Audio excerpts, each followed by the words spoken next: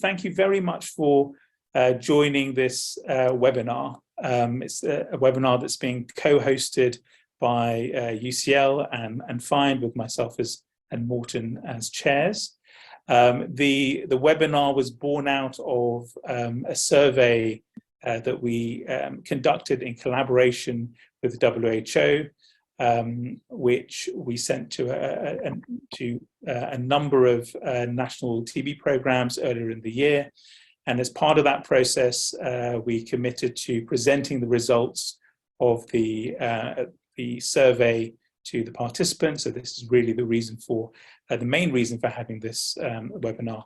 But we are going to supplement the results which Liana will present later on with some additional presentations. So we'll have Cecily Miller talking about the WHO guidelines. We'll then have Liana talking about the results of the survey, Razia giving us some perspectives from Pakistan of implementing screening. We'll then have Ryan Huben talking about some lessons learned from prevalence surveys, followed by Sandra Kick from FIND talking about progress in CAD, and then finally myself giving a short presentation on the research opportunities. So I'm going to just now hand over to Morten to introduce himself. Thank you. So my name is Morten. I'm Director of TB at FIND in Geneva, and I'm really happy to join this this webinar and lead some of the discussions through together with Hanif. It's a lot of work that's gone into this, and it's exciting results to be shared with the community. Over. Fantastic. So I think we can make a start. And so what I'm going to do is invite Cecily, who's our first speaker, to switch on her camera and also start sharing her screen, her presentation. But just to introduce Cecily, Cecily is a technical officer with the Global TB Program at WHO. In the TB prevention, diagnosis, treatment, care and innovation team, where her focus is on TB screening and active case finding interventions.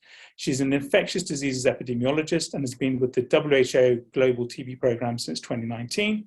Prior to that, she worked for 10 years with the TB Center at the University of California, San Francisco on clinical implementation, research of diagnostic approaches to TB, and technical assistance for contact investigations. So over to you. Thank you, Morten. Thank you, Hanif and Morten. Very happy to be here with you today.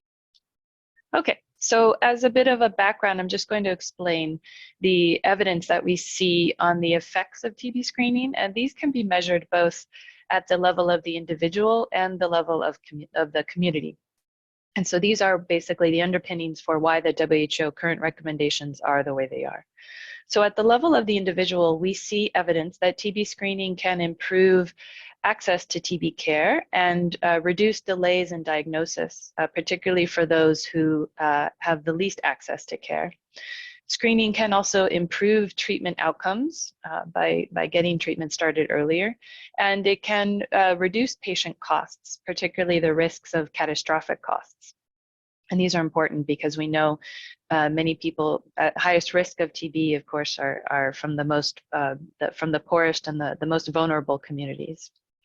At the level of the community or the population, we see evidence that screening can firstly increase TB notifications and treatment, thereby reducing TB prevalence and reducing transmission. So springing from these effects, there are a few different roles that screening plays in global TB care.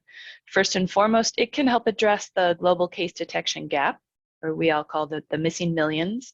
And we see from the latest evidence from 2021, came out in the Global TB report a few weeks ago, that almost 40% of the estimated 10.6 million cases were not diagnosed and notified. Screening can also really differentially help reach the most vulnerable groups and populations, those at highest risk of poor outcomes from TB or mortality from TB, and those with the least access to care, most limited access to healthcare. Lastly, screening can help initiate TB preventive treatment at those who are at highest risk of TB. So because of these roles that it plays in TB care, screening is part of the NTB strategy. It's part of Pillar 1, patient-centered care and prevention. And for these reasons, the WHO sought to update the recommendations on screening. In 2020, we convened an expert group with the goals of consolidating the recommendations, looking at the newest evidence for any novel tools and technologies, and providing some more guidance on implementation, particularly for specific risk groups and populations. So the most updated guidelines came out in March of 2021. You can access them here or using these barcodes. And I'll now give just a brief summary of the recommendations, and I'll touch upon the implementation guidance that accompanies it. So we have first some recommendations on which populations are to be screened. And there are four recommendations, four populations in which TB screening is strongly recommended. This includes household and close contacts of TB patients, people living with HIV, minors exposed to silica dust, and prisoners. And in these four populations, screening should always be done in every global context. The question is just how. So what choice of tools and screening algorithms would be most appropriate in the setting and with the population? What implementation model and what frequency it would best suit? TPT should be provided when it's appropriate, and for many of these populations, it definitely needs to be provided. And monitoring and evaluation, of course, needs to be conducted to ensure that these implementation questions have been answered in the right way, and to update the model of TB screening if necessary. There are also some populations for which TB screening is conditionally recommended, and they include people with untreated fibrotic lesions seen on chest X-ray, people with risk factors for TB who are seeking healthcare in settings with a 0.1% prevalence or higher. Some risk factors to screen for include malnourishment, diabetes, history of previous TB, chronic lung disease, but there are many others risk factors that can increase someone's risk for TB. So this is really setting specific, depending on what are the most important risk factors in a particular setting. In addition, there's a recommendation that populations with structural risk factors for TB and limited access to healthcare could be screened. These include urban poor communities, homeless populations, refugees and migrants in some settings, and other vulnerable or marginalized groups that have limited access to care. And lastly, we have a recommendation now that general population or community-wide screening can be done in settings with a 0.5% TB prevalence or higher. And this is due to some new evidence we see of the impact of screening on reducing prevalence and transmission in lower prevalence settings. So for these populations, prioritization needs to be done to establish which groups should be prioritized for screening in a given context based on the greatest burden in a particular setting or the greatest vulnerability. This prioritization needs to include weighing the benefits and the risks of screening and considering opportunity costs for other interventions. As we know, screening is a resource-intensive activity. So now I'll go over the recommendations for tools for screening. So the following tools are recommended for screening high-risk groups and the general population, and this is for adults age 15 years and older. So first off, symptom screening is an option as a screening tool. It can be either prolonged cough or screening for any one of multiple TB symptoms. This is a very common age-old approach to TB screening, and we know that this can help identify people with TB. However, we do not see evidence that symptom screening can help at the population level bring about effects of screening, including reducing prevalence and transmission. So for these, you'll need more powerful screening tools. So this includes chest X-ray. Chest X-ray is a highly accurate screening tool, and we see that X-ray can detect TB in people prior to the onset of symptoms. We also have a recommendation now that molecular WHO recommended rapid diagnostic tests such as Expert or TrueNat can now be used for screening. We also now have a recommendation that computer-aided detection, or CAD software, for the automated interpretation of chest X-ray is now recommended as a possible alternative to human interpretation of chest X-ray for TB screening or triage, and this is again for adults age 15 years and older. But this is a very exciting advancement because we know this means screening with chest X-ray can now be done at a much wider scale and can be brought into areas where previously it was just not possible because of lack of adequately trained personnel or just enough personnel to screen the populations required. We now have some new tools as well for screening people living with HIV. These include the WHO recommended 4 symptom screen, but we now also have some others, including C-reactive protein, which is a blood-based test that can be done using a finger prick of blood in many settings. Chest X-ray is now also recommended as well for screening people living with HIV. And we see again in people living with HIV, it's a very highly sensitive screening tool. And molecular WHO recommended rapid diagnostic tests are also now recommended for screening people living with HIV. Lastly, we have 2 populations of children in whom TB screening is strongly recommended. That includes child contacts of TB patients and children living with HIV. And for these populations, for screening contacts, symptom screening and chest X-ray are recommended. And for screening children living with HIV, symptom screening and screening for contact with a TB patient are recommended. So I'll briefly go over a couple items in the operational guide. It begins with explaining the 6 steps of the screening implementation cycle. So this is really the process that should be done at a national level while implementing screening, beginning with doing a situation assessment and setting the goals and specific objectives for screening in a situation, identifying and prioritizing the risk groups for screening, choosing the appropriate screening and diagnostic algorithms, and then on through to planning, budgeting, implementation, and monitoring and evaluation. So we also have some information on monitoring and evaluation included in the operational handbook, including here a presentation on the pieces of information that should be collected while implementing screening in order to evaluate how the activity is being conducted.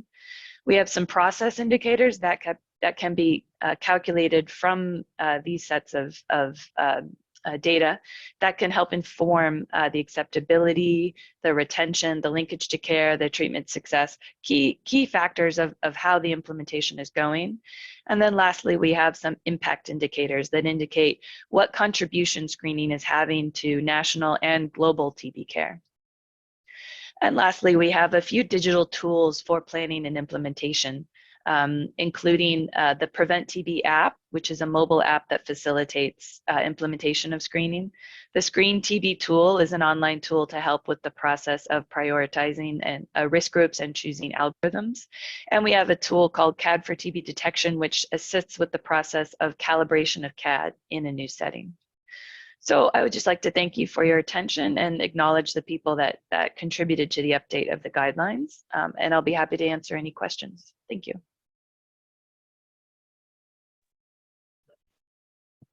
Thank you very much, Cecily. We have a couple of minutes for Q&A, and I perhaps would like to kick off while people are writing the Q&A questions in the Q&A. So perhaps with a question to you, with some of these new tools that you were presenting being scaled up, are you expecting a change to happen in the sort of the uptake of the scale up of screening, and are there any countries that are sort of leading the pack with good examples? Yeah, we do see some countries that have been leading the way, especially with more, I would say, wide-scale screening implementations and experiences. Cambodia and Vietnam have long been examples of areas where more widespread screening, both in a programmatic and a research context, have been done. We see now Philippines is undertaking a lot of screening efforts. They're also, South Africa now is implementing screening with some of these newer tools, including the MWRDs, or M words, as some people are saying. And I think that, just to name a few, but there are many places where we see both sort of small scale and larger scale screening going on. So we hope that we start to see a lot more evidence coming through from the programmatic side, not just from, in the research space, on what impact that screening really can have using more highly sensitive tools on a broader scale. Thank you. I think there is a clarifying question from Michael on what is the evidence base for using CAD for children for TB screening? Yeah, I should clarify, CAD is not recommended for children yet. It's recommended for individuals 15 years and older. And this is simply because at the time of evaluation of CAD, the software products were not yet developed to evaluate chest X-ray in children, and it does present differently than in adults. What we see now is that the software programs are rapidly working on developing child applications for CAD. We hope to be able to evaluate those in the near future, and hopefully they will also meet the mark and be able to be recommended, but we're not there yet. Thanks, Cecily. A couple of questions more. One from Vamajele. Ms. Fatini, I'm just reading it up here. CAD can be best and efficient tool in the space to detect TB. However, in the mining sector, how possible can we detect TB and occupational diseases, taking into account those ex-miners with silicosis and silica dust exposure or coal dust exposure? Yeah, so it's probably the case that CAD would need specific calibration in these settings. When we see people with silicosis, with a lot of other lung disease going on, that the CAD would need to be calibrated to ensure it's detecting those with TB.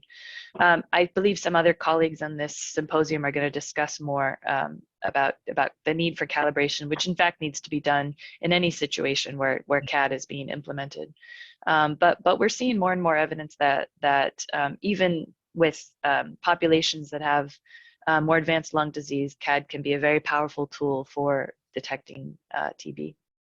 Thank you, Cecily. In the interest of time, we need to move on, but I think we can do the Q&A continuously in the chat. Oh, sorry, in the Q&A box. But thanks a lot, Cecily. Moving on to the next presenter, it's Liana McPherson, and she's an infectious disease physician and clinical research fellow at the MRC Clinical Trial Unit at UCL. Her main academic interests are around optimizing screening for TB, including the use of CAD software, as well as management of early TB disease. I've really been looking forward to this presentation. Take it away, Liana. Thanks, Morten. I'm really pleased to be presenting the results for this global survey that we've been conducting over the past year or so, exploring the policies, practices and challenges of systematic screening for TB disease. And it follows on really nicely from all the information that Cecily was providing about the kind of updated screening guidelines published in 2021. So following the publication of those guidelines, we basically wanted to send a survey to all national TB programs who were reporting over 1,000 TB cases per year. And really, we wanted to provide information on current screening practices and policies in different countries and identify common challenges, in the hope that we might provide useful information to policymakers, funding agencies, and academics who are involved in maximising the effectiveness of screening for active TB. The survey was largely conducted through an online tool with the option for sending a paper version to any participants who required it, and was translated into 5 different languages. It was developed with partners at the WHO and FIND, many of whom are on the call and presenting today as well. So this slide here shows the responses. So the survey was sent to 123 countries, 60 of whom responded and completed the survey. You can see here the number of responders broken down by geographic region. So a bit of variation in terms of which regions responded. So our highest response rate was in the Western Pacific, where 67% of countries responded, compared to Eastern Mediterranean, where we had a lower response rate of 29%. I think an important thing to note here is that the countries who did respond represented 83% of the global TB burden. And the majority of countries, so all except 2, reported that they were aware of the recently published and updated screening guidelines.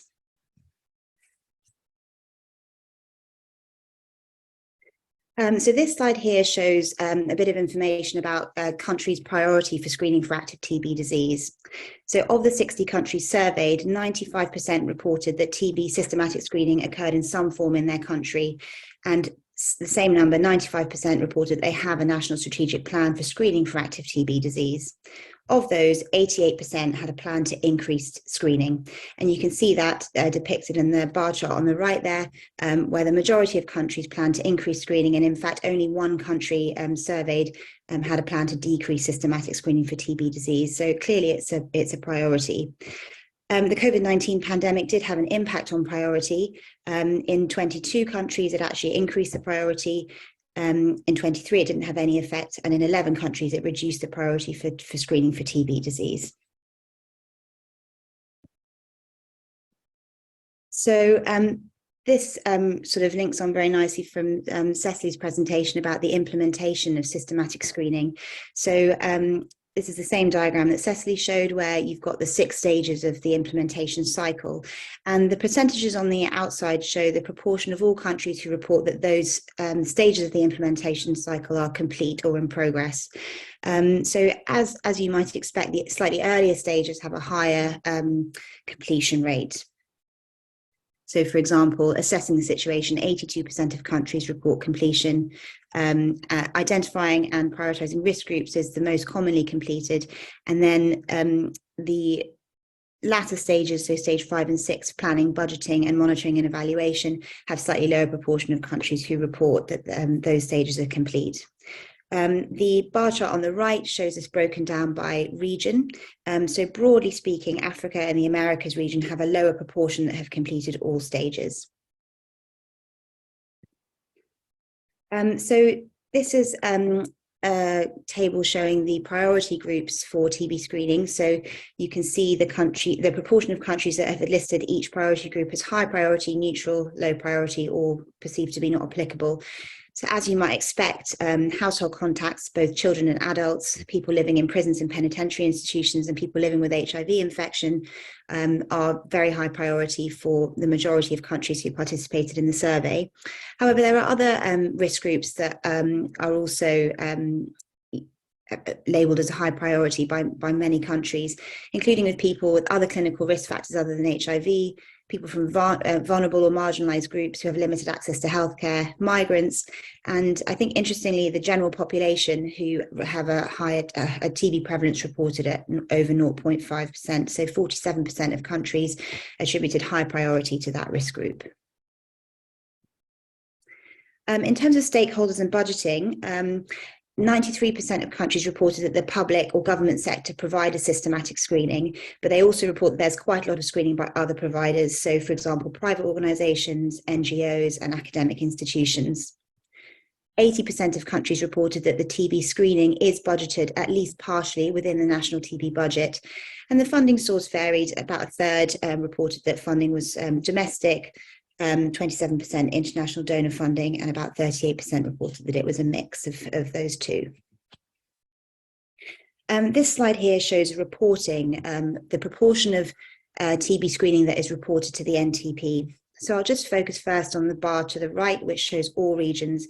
So you can see here that about 70% of countries reported that either all or the majority of screening activity is reported to the national TB programme. There's a lower proportion of screening activity that's reported in the Eastern Mediterranean and Western Pacific regions.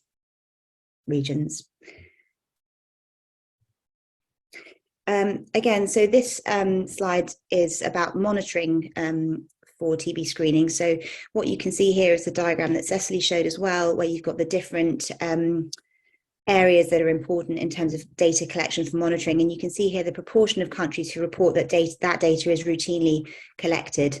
So I'll just start at the top. So you can see the number of people eligible for TB screening is actually only reported to the NTPs in about 50% of countries. And then B, C, D, and E, so number of people screened, people with presumptive TB, the number of people evaluated, have a higher proportion, so around sort of 70%. And actually the later stages, the number diagnosed with TB, the number of people initiated on treatment, and those successfully completing treatment have a much higher frequency of reporting to the NTP. So I think it just highlights that, you know, the areas that might need more support in terms of monitoring. And this is that same data, but broken down again by geographic region. So although there is some regional variation, I think what this table highlights here is again that the earlier stages, so A, B, C, D, and are generally across the board. So in all regions, less data is collected for monitoring. So consistently lower proportion of all the earlier stages is performed for all regions. So just a little bit about the tools for screening. So symptom screen. So what you can see on this diagram here is we asked about the sort of three main populations where TB screening happens. So adult contacts, child contacts, and people living with HIV infection. And what you can see, if we just focus on adult contacts first, is that 80% of countries use some form of symptom screen as part of their screening for TB. Of those, and that's fairly consistent actually across these different populations. Of those countries who are using symptom screen, 94% of them use cough. And of those countries who are asking about cough, 82% are asking about prolonged cough. I think the main difference between the population groups is that in child contacts and more markedly in people living with HIV, countries are more likely to ask about any cough versus prolonged cough. But symptom screen is commonly used for TB screening.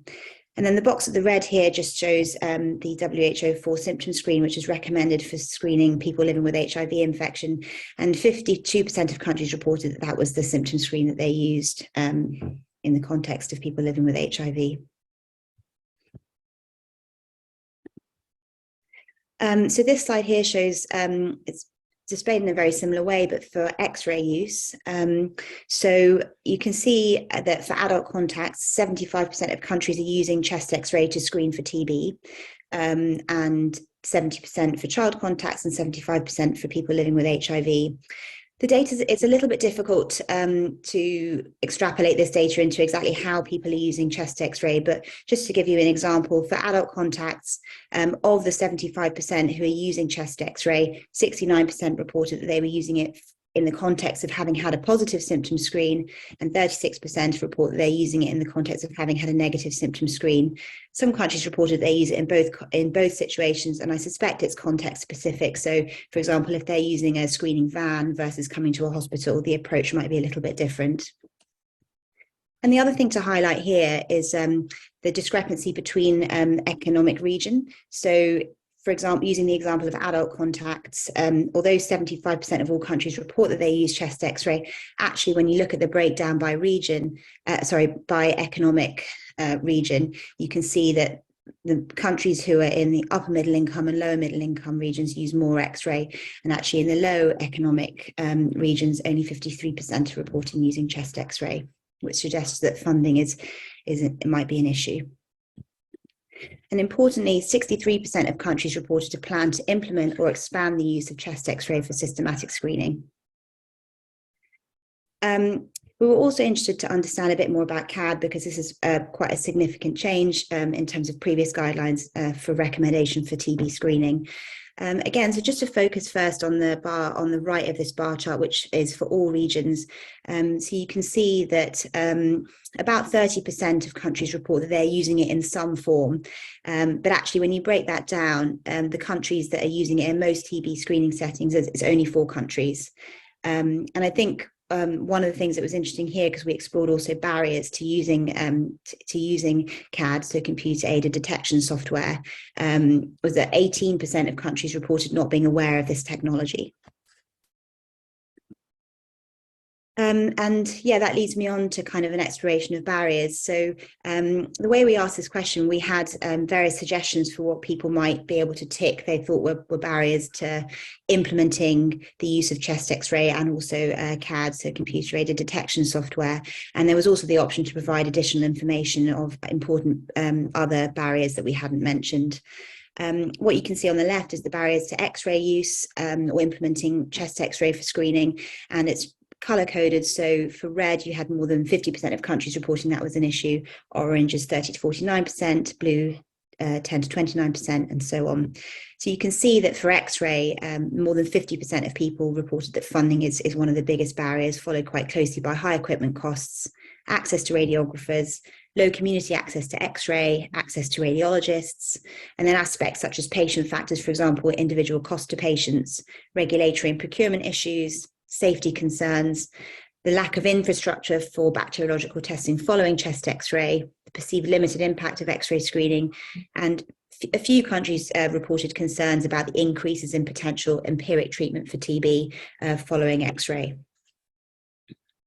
For CAD, so you'll see that the general percentages of people who were reporting issues was lower, and that's because I think fewer people answered this question. So I think people have less experience implementing CAD, and again, some of the main issues are that it's too expensive, but you had additional factors such as connectivity, to the internet, infrastructure, the fact that they already have sufficient expertise, and radiologists exist. As I mentioned, 18% were not aware of the technology. There are also issues around perceived poor specificity, regulatory issues, the lack of validation in all age groups, which I know has been raised in one of the questions already. Some countries aren't using digital chest X-ray, which is required to be able to use CAD software, and also some concerns about data security. I think another factor that was raised for implementation of CAD is the use of thresholds. So, for example, how do you calibrate what's abnormal and what's normal in your population, and concerns around data there, as well as integrating the technology at a field level. So those are the main results. I think the nature of sending surveys, there are of course some limitations.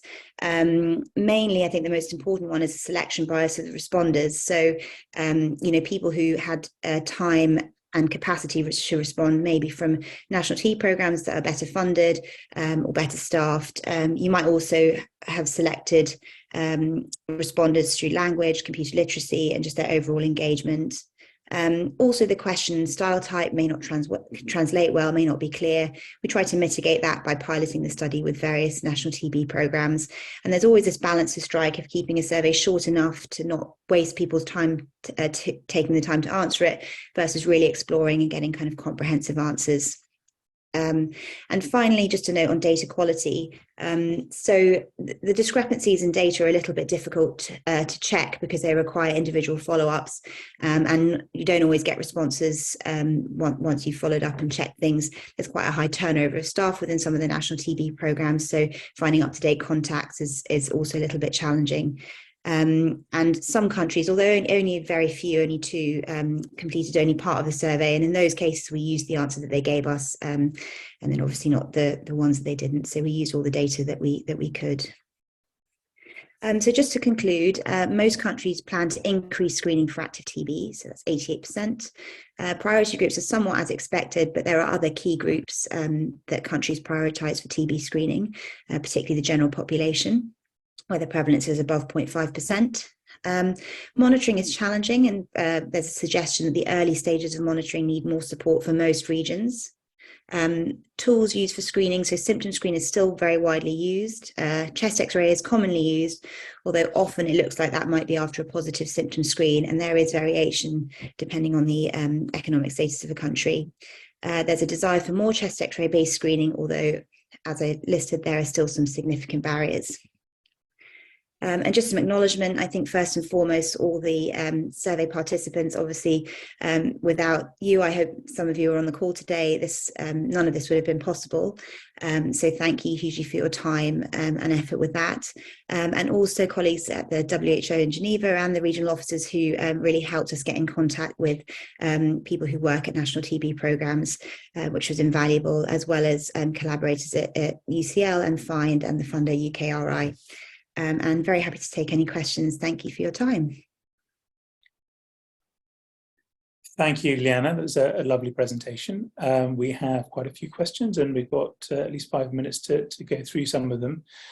So the first one is just regarding funding and whether or not you were able to look at the differences in the proportion of funding from public versus government, private, between different regions, or if you're able to comment on that. Yeah, so I think part of the way that the question was answered was asked is that you could tick multiple choices, so it wasn't exclusive. So you could tick that you had domestic, you could. So I think it's a little bit difficult to break down in that context. But certainly for higher income countries, there was more domestic funding, and broadly speaking, for lower income countries, there was more reliance on international donor fundings, for example, the Global Fund. Yeah, broadly speaking. Okay, great. One question here, just highlighting what might appear a paradox with regard to the use of chest X-ray in screening. I think you showed that in the upper middle income countries it was around 89%, and then in the lowest income countries it was around 50%, but in the high income countries it was about 53%. Any comments on, 58% I should say, any comments on that? Yeah, I mean, again, I think it, it might be because some of the high income countries have a lower incidence setting, and that's probably something we could look at in the data in terms of which countries are actually reporting, if those are actually the countries that have a low incidence setting, because I think there's a perception that in a low incidence setting, sending out chest X-ray screening may not be as beneficial, so perhaps that might be why they're using less. But yeah, it's I don't know exactly. You'd have to kind of explore that further.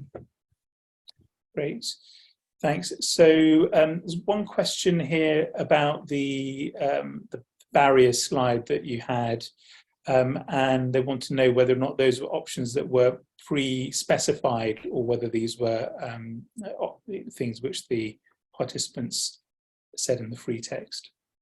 Yeah, so all the ones I listed were pre-specified, so things that the investigators, so that those of us who sort of wrote the survey listed out. And then what it was countries had people who were filling it in had the option to just tick as many or as few as they wanted to. And then there was an option for other. And so, for example, some of the things for other in terms of X-ray kind of reiterated some of the points that were options, but things like insufficient infrastructure around the radiology service, so servicing and maintaining chest X-ray machines and things like that. Some people said that they felt it wasn't needed. These are kind of the other things that they could put in. So, for example, if you were in a low incidence setting, and then also some people reported they felt there was low yield for cost. Those are the kind of main themes around the other options. But yeah, most of it was a tick box. And I think it's sort of that balance, isn't it, of having something that's easy for people to fill in, but also trying not to direct people into saying what you sort of want them to say or what you think. So yeah, thanks for the question. Great.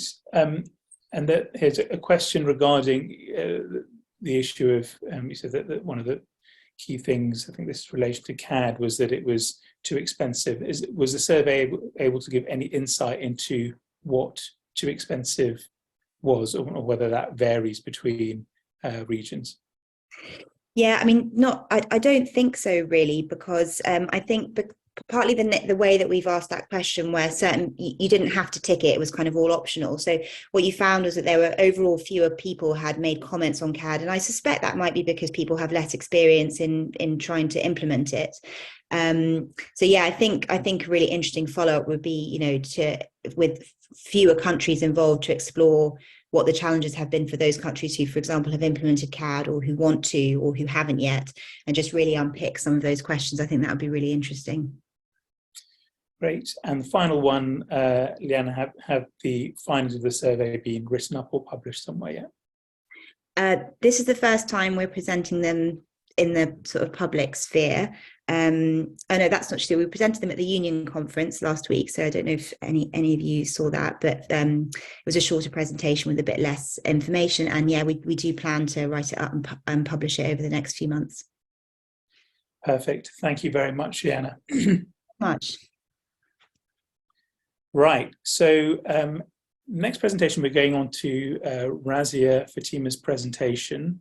Unfortunately, she had some issues with her internet, so in fact has sent it as a pre-recording. So I'm going to try and get her slides up, or recording up.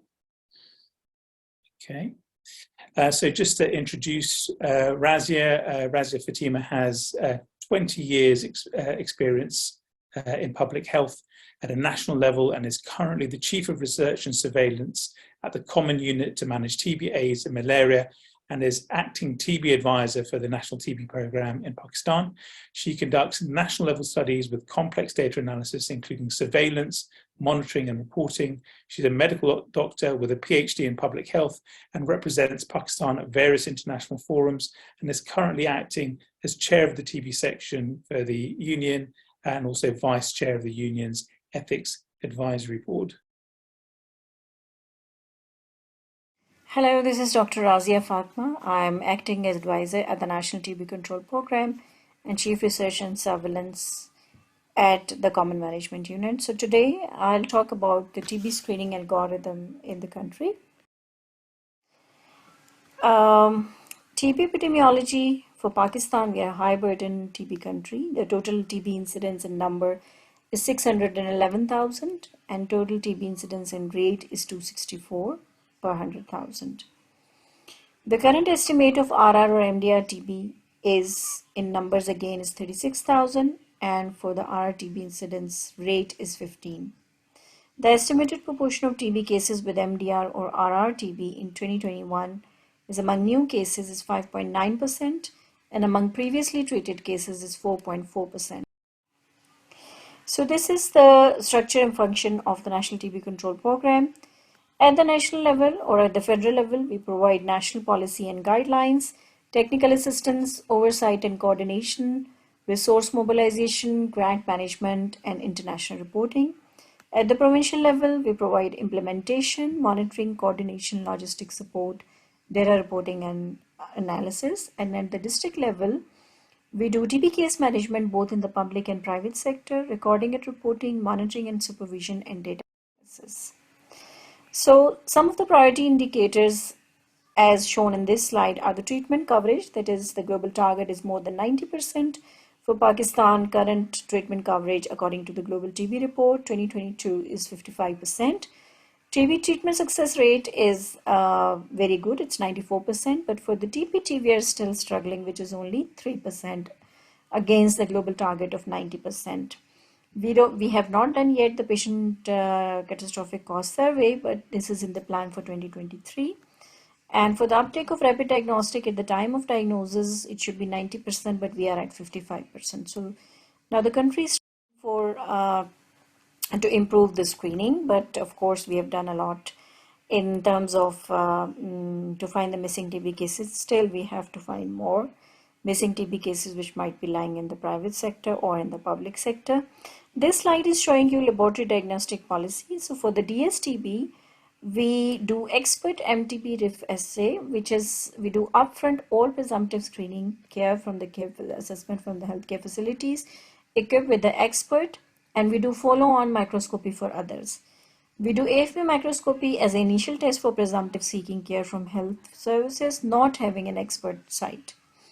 And we monitor the treatment through AFB smear at the end of 2nd month, 5th month, and 6th month. For the diagnosis of RRTB, expert MTB RIF assay, we do rifampicin testing at the time of diagnosis. Second line DST, genotypic DST or LPA is available in the laboratory. DST MTB for XTR is available in the PMDT treatment site, and phenotypic DST for the SLD, that is the new drugs, bedaquiline, linezolid, etc. So for the monitoring treatment, we do AFB smear and the culture laboratory. Screening algorithm for DST is, sorry for this complicated slide, but you will find this in our guidelines, National Tuberculosis Guidelines, which are available on our website. So we do a risk assessment when a patient with presumptive TB come with a cough of more than 2 weeks, or there is extra suggestive of TB. After risk assessment, we see if there is a risk of risk groups like the risk of DRTB, or his child under 5 years age, or immunocompromised or vulnerable, or EPTB even, or chest excess suggestive of TB. Then we do expert MTB, and if it is positive, then we just enroll him on the DST treatment, and if it is MTB positive and RR positive as well, then it is DRTB. So if there is no MTB detected, again we do clinical evaluation, and we see if the chest X-ray is normal or not. And then if it is a children, we do clinical assessment based on the PPA scoring. So if it is a no risk group, on the left side down, then we do AFP smear microscopy. If it is positive, then we go for start of the ATT. And if it is, we also do for the smear positive, we do expert. So you see the expert is done for the high risk group as well, and for the smear positive cases as well. So again, if it is RR positive, then we do it for the transfer it to the PMDT site. And then of course, if it is AFB negative, then we do clinical evaluation, again the chest X-ray, and chest X-ray, if it is not suggestive of TB, then it is just the follow-up, call a follow-up after 2 weeks. If it is suggestive, again we do expert. So in this group, which is even no risk group, we do expert as well in those who are AFB positive and those who are X-ray suggestive in the second group. So now I come to the screening algorithm for children. For the presumptive TB cases, we do again with the detailed history and clinical examination, and we also have PPA scoring chart at the tertiary care hospitals and with those GPs that manage pediatric TB. So if they are the possible cause of TB, then we go to the investigations. We do bacteriological confirmation through AFB culture expert or other bacteriological examination, and then if it is positive, then we start with the treatment. We do TST test, which is often have a limited availability at our public sector sites, but based on this, we do also for a we make decision, especially the pediatricians, they use these PPA sites. Then if it is X-ray suggestive of TB, correlate with the history and clinical examination, and again go for the treatment. So this is the PPA scoring chart, and you see it has 5 scoring criteria, and then the 5 scores and number of scoring criteria like age less than 5 years, close contact TB suggestive. Then if he is not responding to the nutritional rehabilitation, he has history of measles, HIV, immunocompromised, clinical manifestations, radiodiagnostic imaging, TB, TST test, which is PPT testing, expert test, or granuloma. And then we score this grading based on this chart. So it can give you a result that unlikely TB, possible TB, again probable TB, and based on this grading, we start with the treatment. So now I come to the screening algorithm for TB. So how we start, again, both in the public sector and private sector, we start from the presumptive case.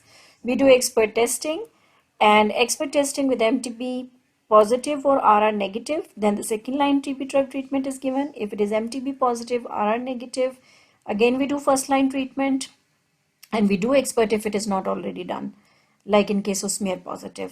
And for the smear microscopy, if it is positive, again we do this first line treatment. For the smear negative, we do clinical investigation and registered. If we find that it is a clinically diagnosed case, then we register. Screening algorithm for TB, the cascade of prevention, identification, and prioritization for the high risk group. First of all, we do, for example, in the bacteriological positive context, PLHIV and other, we rule out active TB, and then we go with the clinical, like how we rule out with the clinical symptoms of the screening and radiology. If it is available, then we initiate treatment. We have this availability of 6H, 3HR, 3HP regimen in country, and we do implementation and monitoring evaluation. So to exclude active TB disease, this is very important that we do verbal screening, and based on verbal screening, if we think that he's presumptive and we found some symptoms, then we go for gene expert and also with the chest X-ray. And then if it is not symptomatic, again we go for chest X-ray. If it is less than 5, it is mandatory, but more than 5, according to our guideline, chest X-ray is not mandatory. Okay, again we have a PPM model, like we have a diagnostic algorithm, screening algorithm for the PPM. Mercycore is the private partner who is working with us, and they work for this rider model or the sputum transportation from the large private hospitals and some of the public sector sites, from their PPM clinic, which is the GP clinic, and also in their vans, which are providing active case finding and they are going to various areas according to plan, and they do chest X-ray and gene expert. So in the large private hospital, again, the initial TB screening is done, then X-ray screening is done, and this rider model is still effective to get the sputums and transport it to the PPM expert side. Even from the PPM clinic, they also go to the PPM lab. They have a cluster of labs that are engaged with one of the GPs, with the various GPs. So one lab is with like 15 to 20 GPs, and then this sample is transported again to the PPM expert side, and then the diagnosis is done. For the BHO and RHC, they have included in some of the districts, they pick up these sputums and again they transport this sputum to the public expert site. So this is the patient integrated cascade of care in the PPM model. So what challenges we are facing? So of course, diagnostic algorithms are standardized and according to the guidelines, but we need to switch to upfront testing of all presumptive TB cases, which need more resources in terms of human resource and gene expert cartridges. Obviously, with this high burden of TB in the country, with more than 300,000 notification. So if we start giving upfront testing to each and every presumptive, which could be, in millions, then we need these gene expert cartridges, Then TPT is a sore area. TPT screening and treatment is very challenging, and because of various barriers like healthcare workers and patient resistance.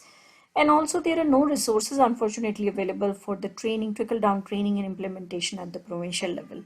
So this is our priority, but we are struggling to chase the target because of our resource constraint issue. And also we need to reduce these barriers that are already there, so we need to change the mindset. Community engagement through health workers need to be strengthened to improve referral from the community and to close the missing TB cases gap. So this is my last slide. Thank you very much for your attention. I hope that through these presentations, we can have very good, solutions and recommendations coming up as well. Looking forward to hear your feedback. Thank you. Thank you very much, Razia.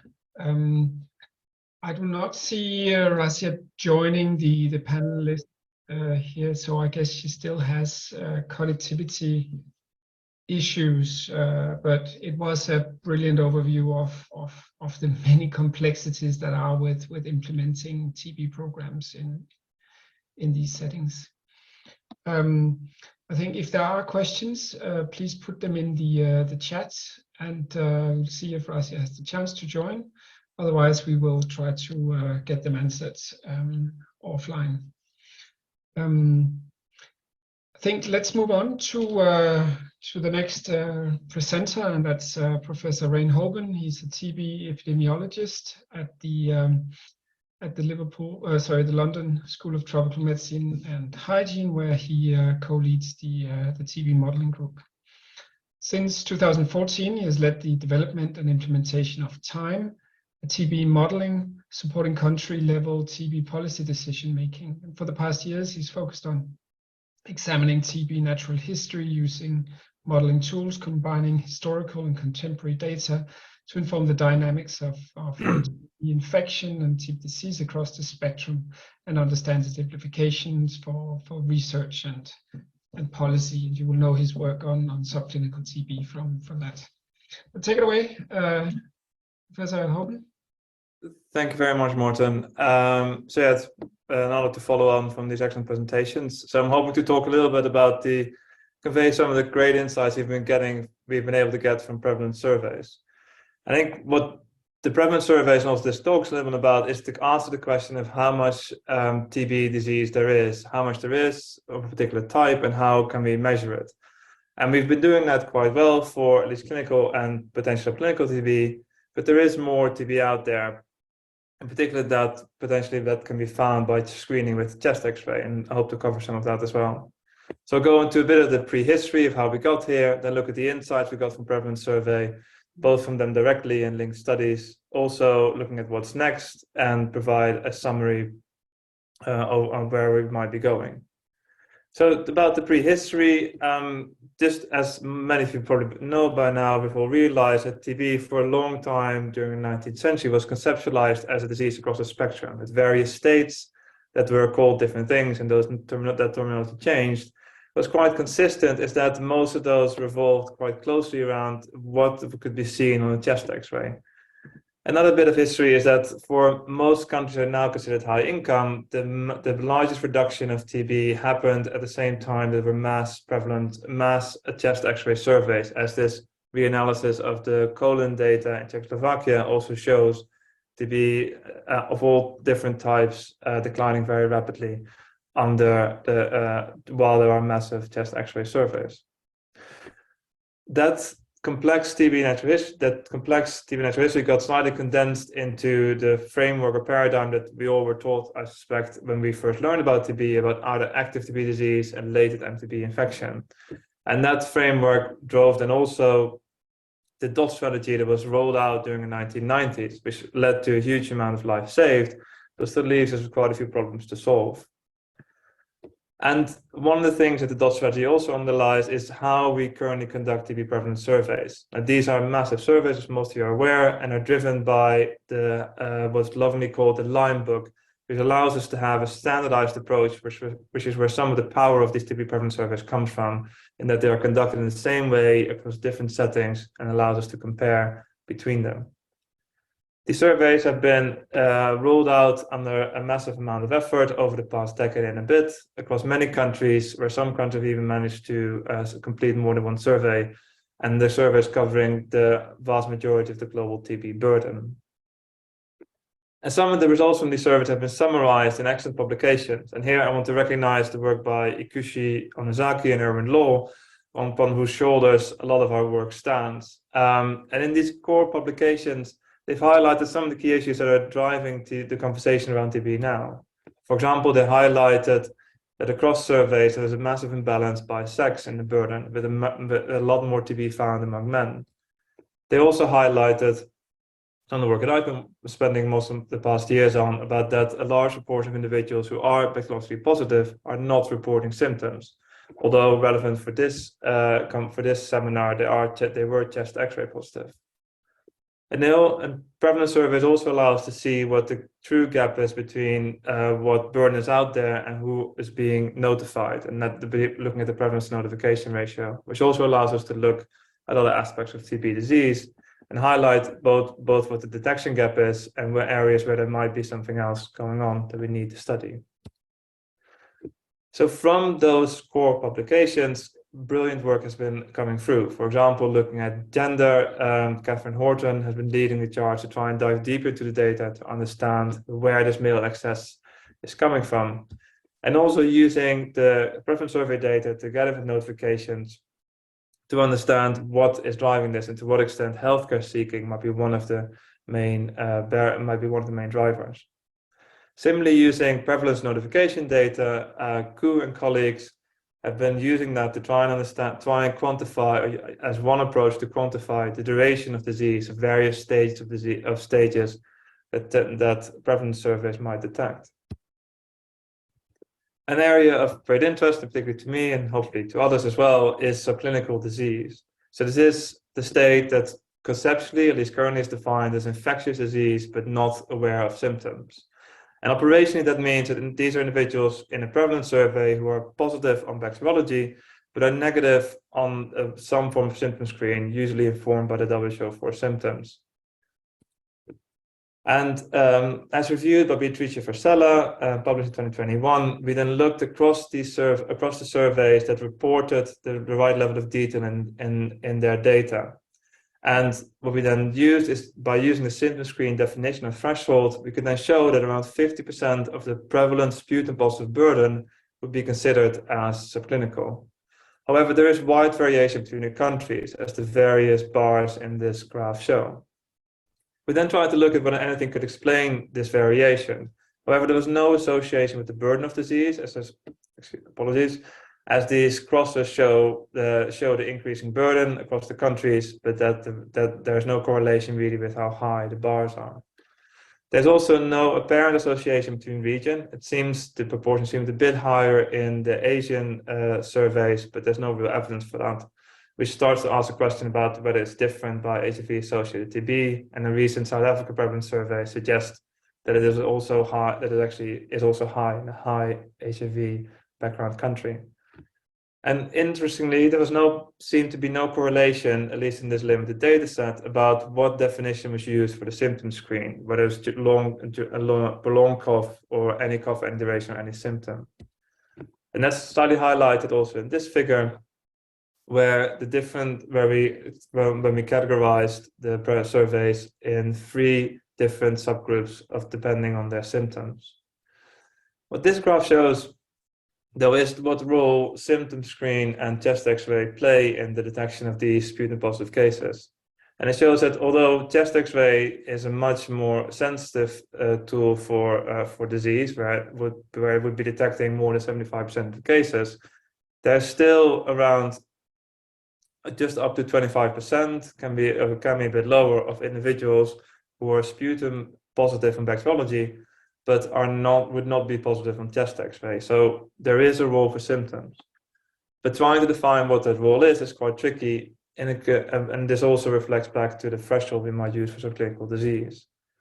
And this is referred to, or at least I refer to it, inspired by Puneet Dewan, who first used the term, as around the issue of squishy symptoms, in that what threshold we use will determine how much of clinical disease there is through our conceptual definitions. And what work by Logan Stuck and colleagues has shown, already published, and also presented very nicely at the Union, is that not being aware of symptoms or not reporting at a particular threshold does not mean individuals are asymptomatic. So there might be a better balance between what symptoms we ask about to help us to be sufficiently sensitive without exploding the number of people we need to test. Coming back to the subject of today's webinar, there is also a large burden of disease that's not explicitly measured by prevalence surveys around where, if we think about by chest X-ray. And this has to do with what threshold we consider TB disease to start occurring. And it is quite hard to argue that individuals with clear TB pathology on chest X-rays do not have some form of TB disease and instead have some form of infection only.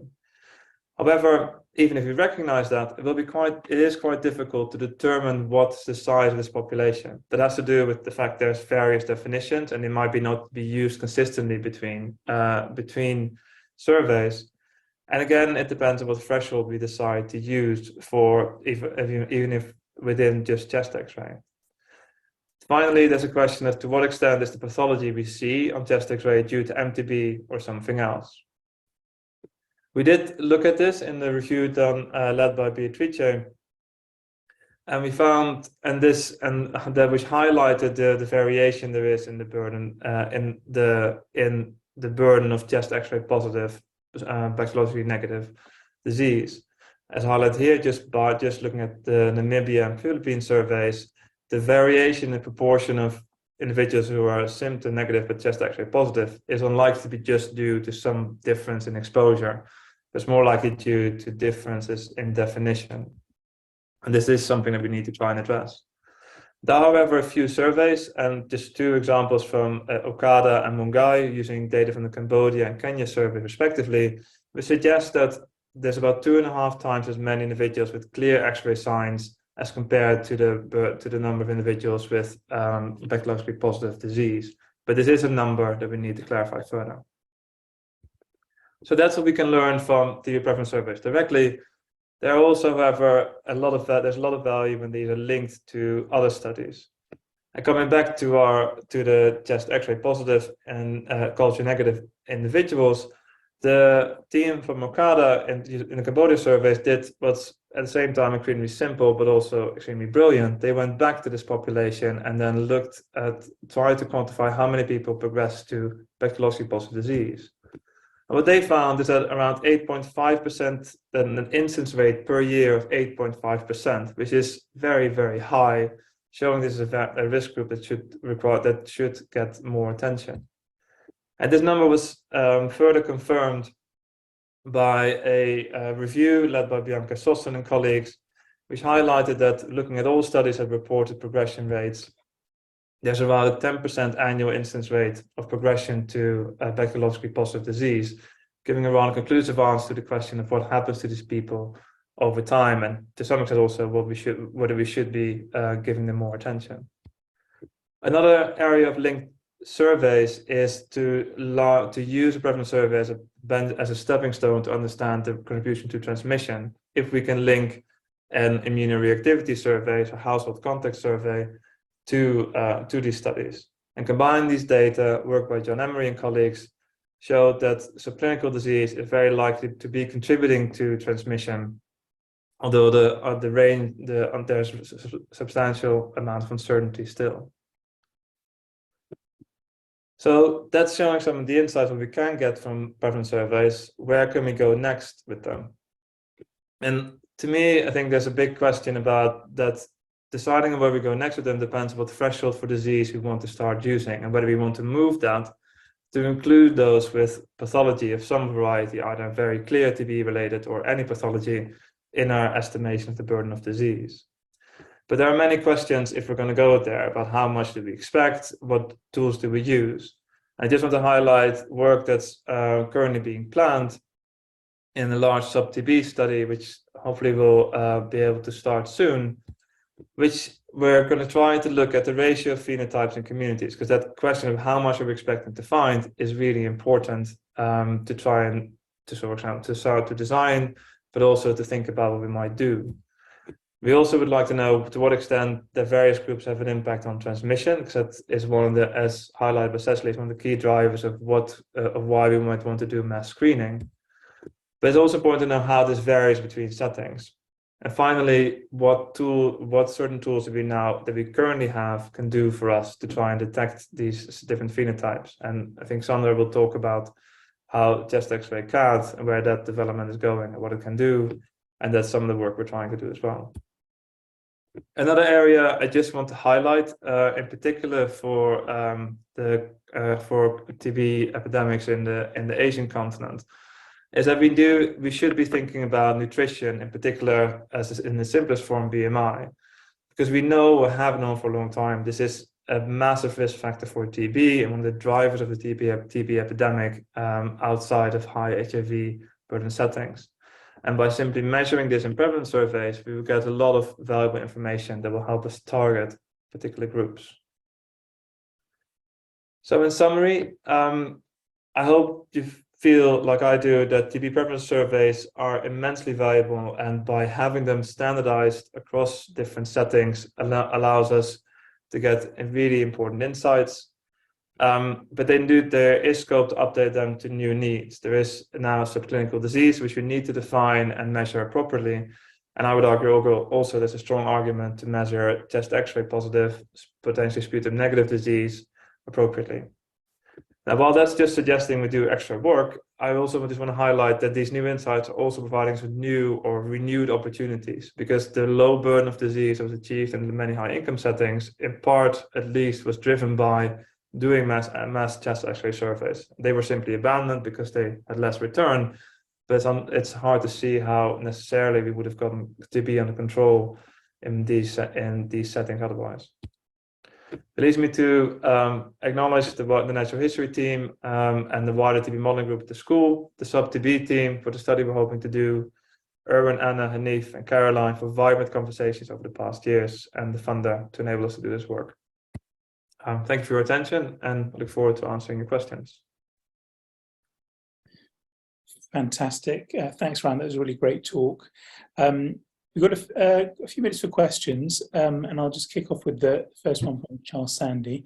So, Ryan, national prevalence surveys are good and high utility, but they're expensive for most countries, and if there was no global fund, they probably wouldn't have happened. Would a community sentinel surveillance approach provide a reasonable mechanism to monitor progress? I mean, I agree that they are expensive, and as the burden declines, they get more expensive.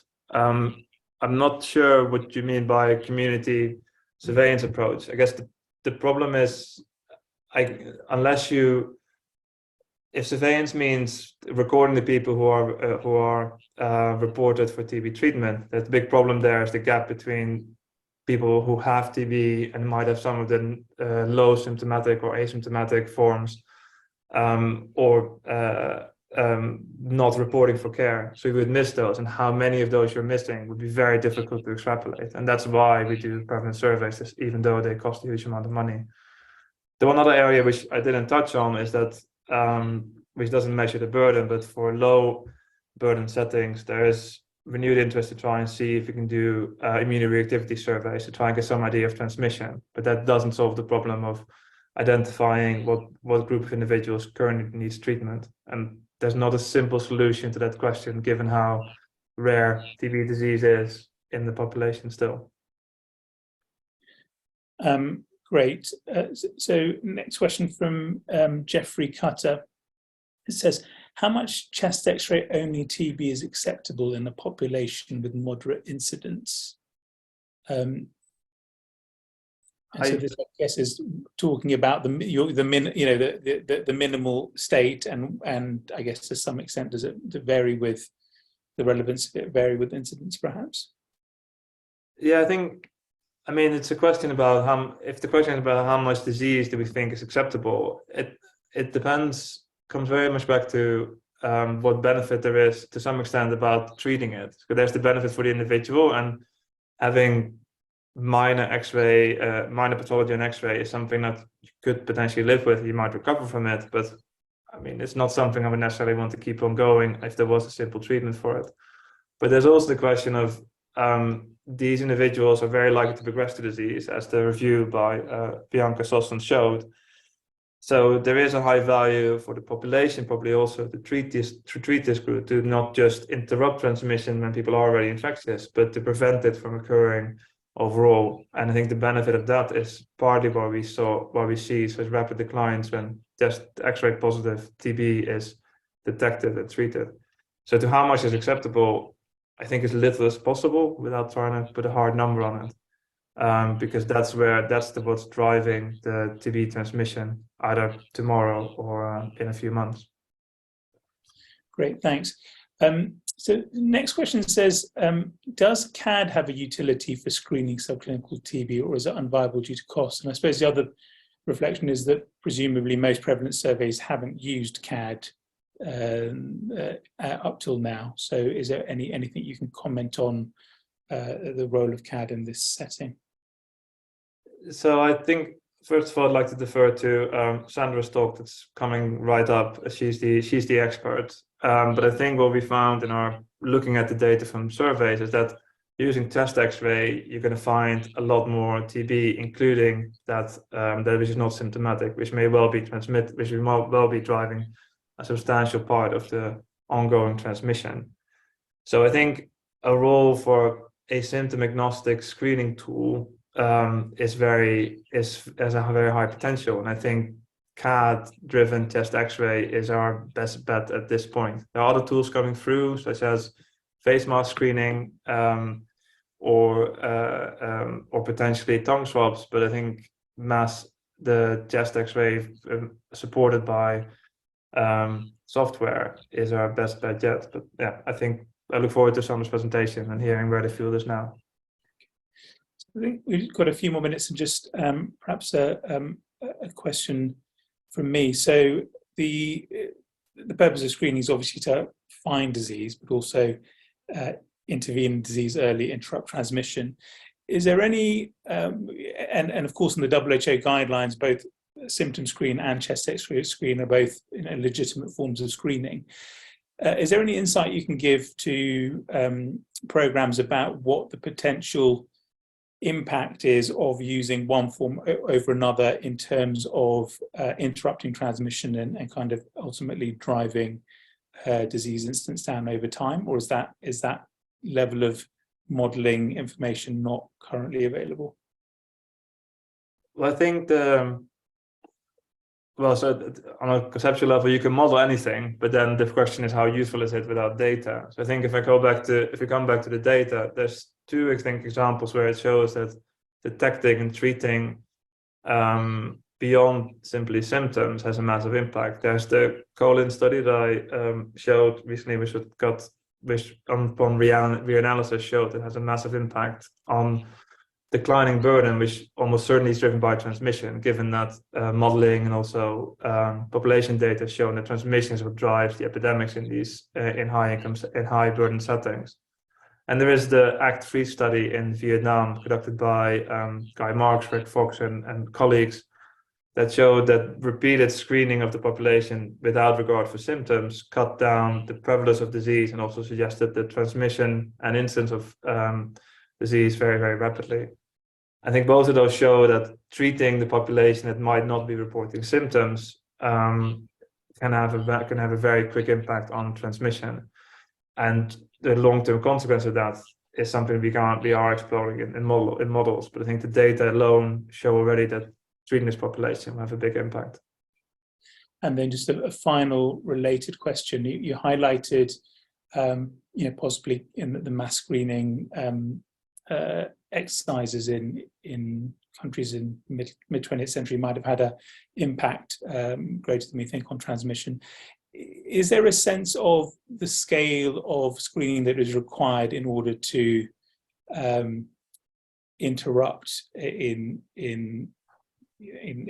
transmission, actually have an impact? Is it enough just to kind of do a small amount, or is there a particular threshold that we need to get to in order to have a particular impact on disease progression?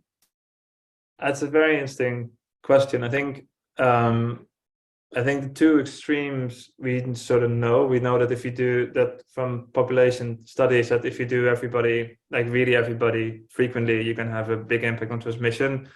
Whereas focusing on just high risk groups that make up in the end a relatively small proportion of the total transmission is not going to make a major dent. Where the precise threshold lies in between is a very interesting question. And I suspect it has to do with it's not just a simple answer of like 50% or 60%. It will have to do with the dynamics of the TB epidemic in the country, whether it's concentrated, how much of it is concentrated in high risk groups, whether there's heterogeneity between different areas where you need to cut the transmission to a certain point for it to really stop being a dominant form. And I think just also to highlight, it's not just one's around exercise. It's almost certain that you will need to do multiple rounds. How many rounds is again a conceptual question that modeling can help to try and address, but will also be dependent on the local circumstances. Fantastic. Thanks, Ryan. That's great. Let's move on to Sandra. So Sandra, if you want to switch on your camera and start up getting your presentation shared.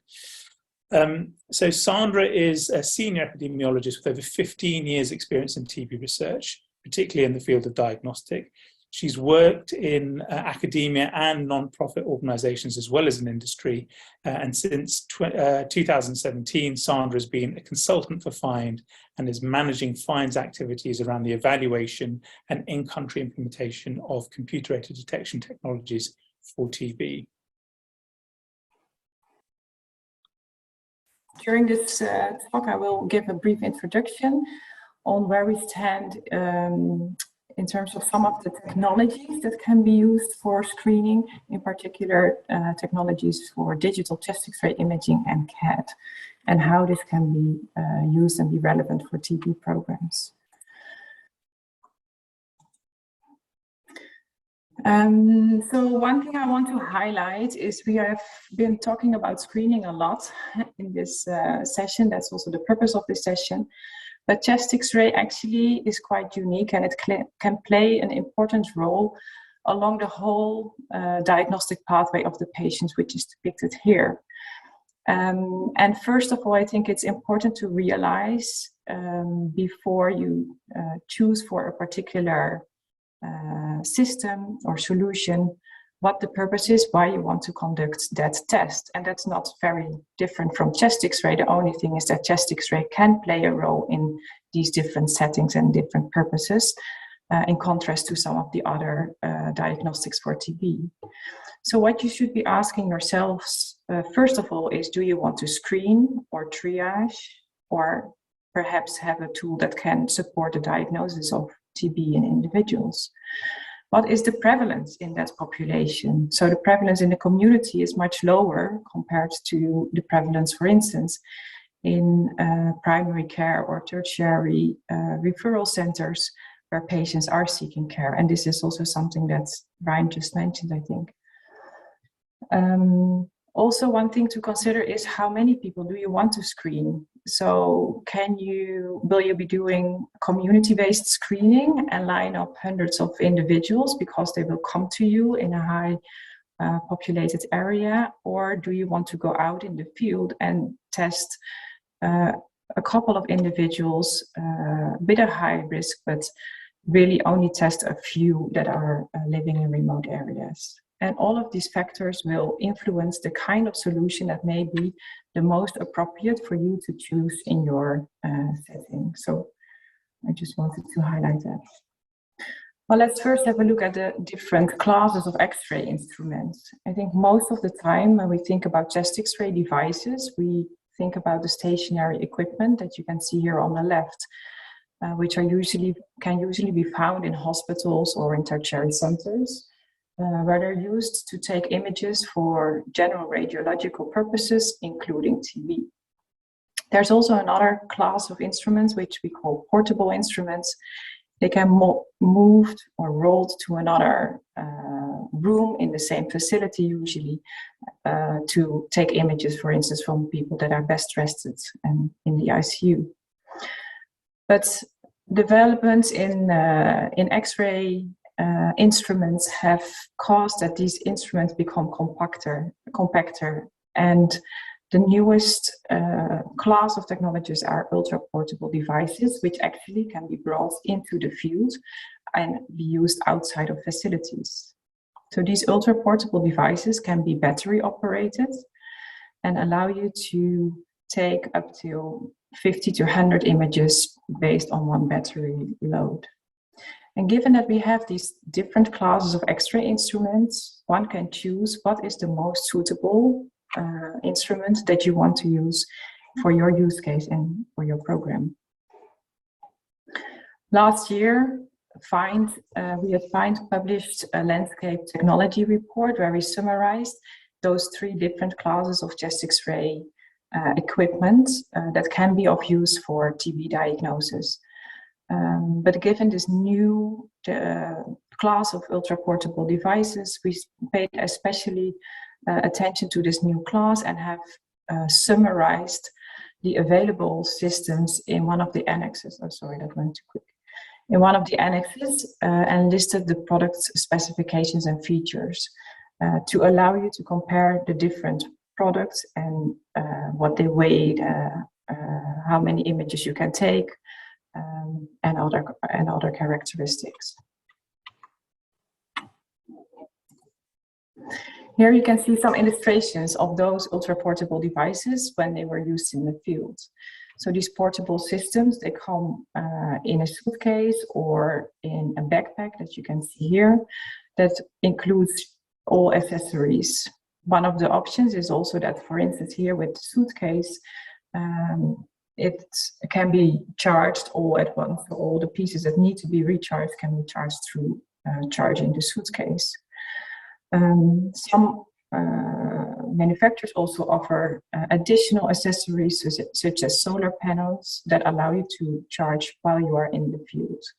And here you can also see some examples of early adopters who are testing out these portable systems outside of facilities, have brought them to very rural places in the mountains or other places that would otherwise be hard to reach to conduct chest X-ray screening. So besides these different classes of instruments, it's also good to be aware of the different imaging technologies.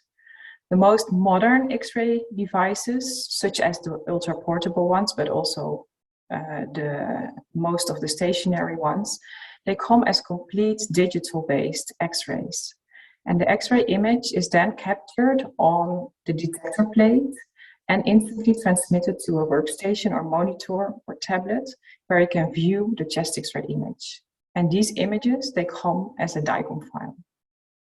There's also the possibility to use analog X-ray generators, but equip them with additional pieces of equipment to make sure that you generate a digital chest X-ray. So for instance, retrofit GR-based chest X-ray images where you use an additional or a new detector, they also produce a DICOM image. Or computer radiography, you can also use your analog X-ray generator, but combined with different plates and a CR scanner, you can convert the images into a DICOM format. And one of the advantages of having such digital chest X-ray images is that you can archive them in a patient archiving system. The patient doesn't need to bring the physical film with him when he wants to have it interpreted by a doctor. Radiologists can send, or healthcare workers can send the image for teleradiology, so for further interpretation. And another advantage is that you can use these images to be read and interpreted by CAD software. So what are CAD software programs? CADs are software programs that are trained by deep learning algorithms, and they have been trained on thousands or sometimes even millions of labeled chest X-ray images. The training sets that were used had information on the type of the lesions as well as the location.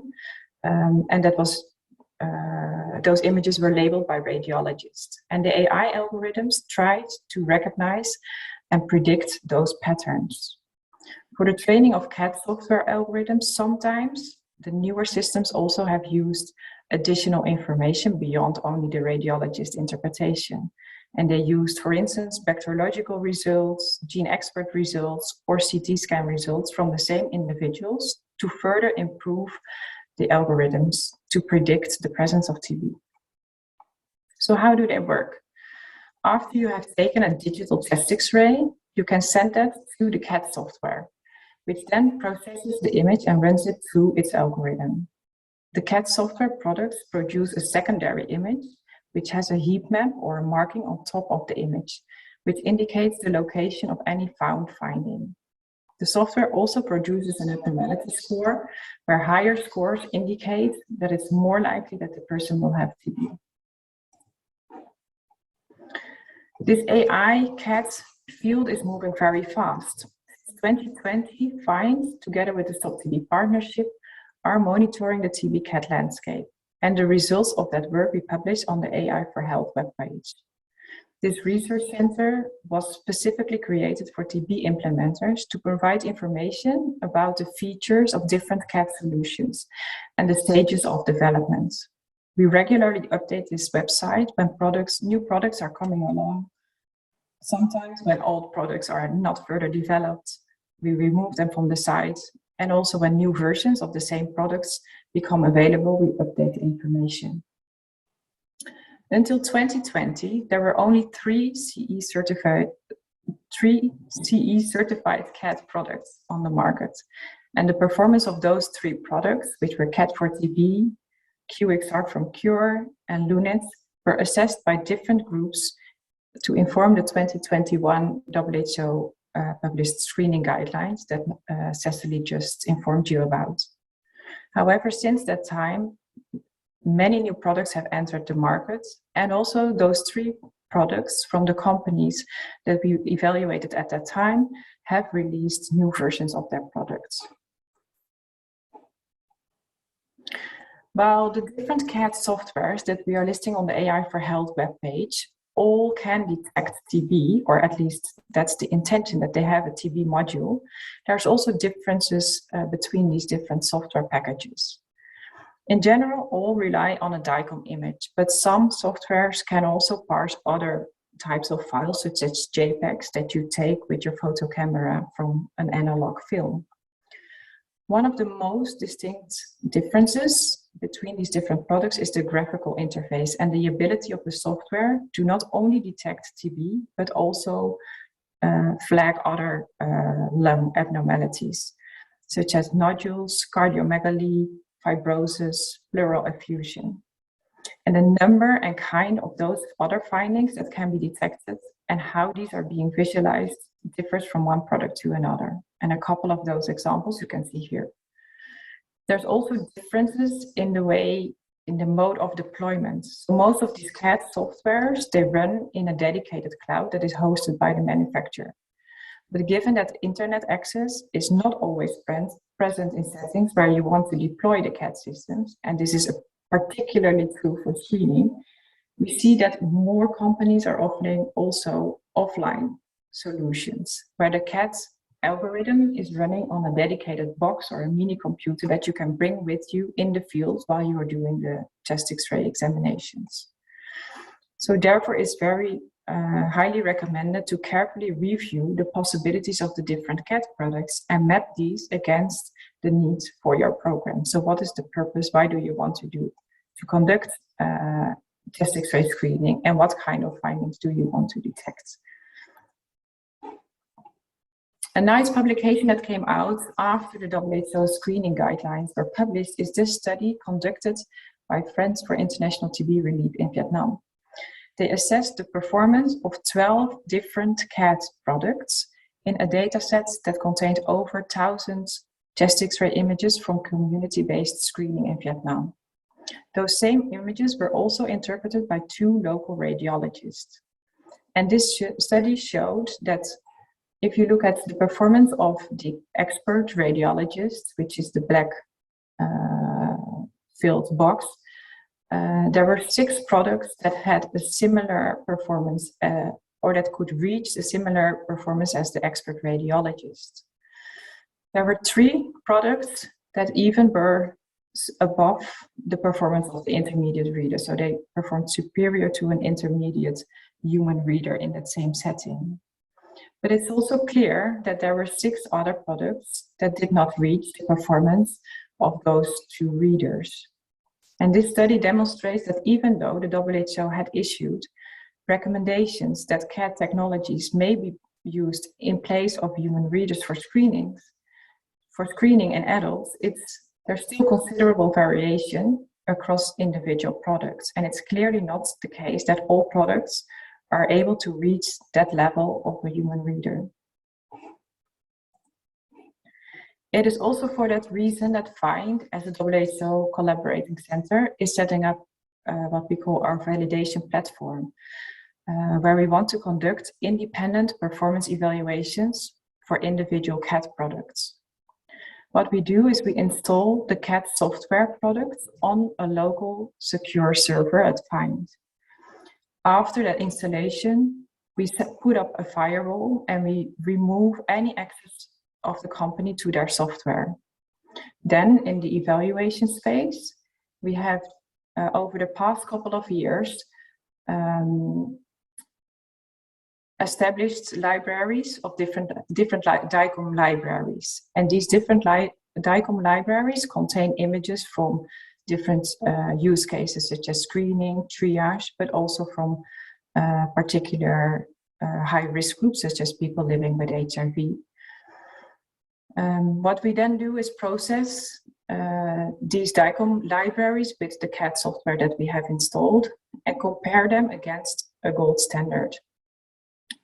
The intention is then to produce a standardized report that we share with the WHO and the WHO pre-qualification department, which together with this independent evaluation on the accuracy of these products will review also information provided by the CAD companies and make results available.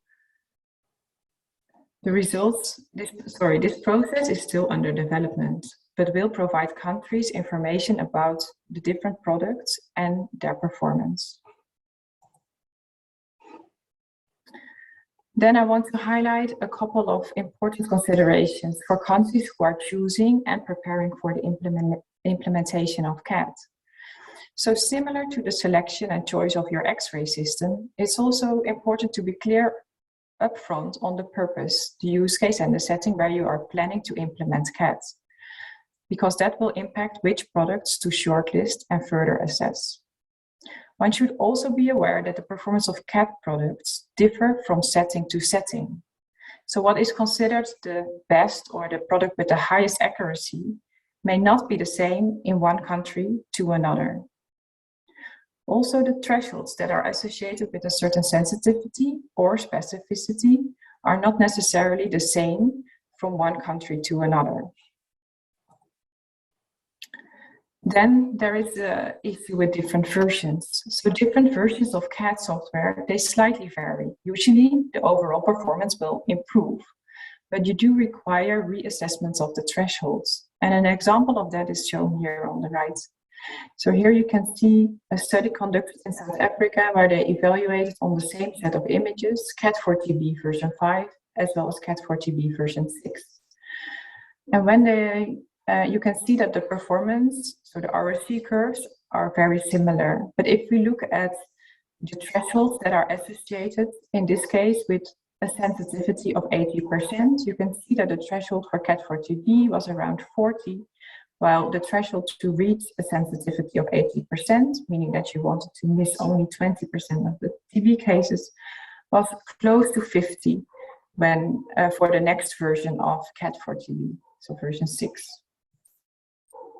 Because of these differences, it is recommended, and this was also already highlighted by Cicely, for countries to conduct local calibration studies before they implement CAD and use data from your own programs and settings to determine what the most suitable threshold will be for your program. How to conduct such studies has been a toolkit has been developed by WHO and TDR that specifies how you can conduct such a study.